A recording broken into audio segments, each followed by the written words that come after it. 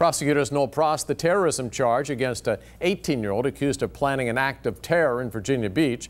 Police say Michael Coleman plotted an attack on Bayside High School, the prom at Town Center on June 18th. With the terror charge withdrawn, Coleman is left facing 2 concealed weapons charges. The Commonwealth's attorney says there is just not enough evidence to go forward with the terrorism charge. This is a bell that can't be unrung for Michael. He's been labeled as a school shooter. It was compared to a Las Vegas type situation, and yet clearly it wasn't that.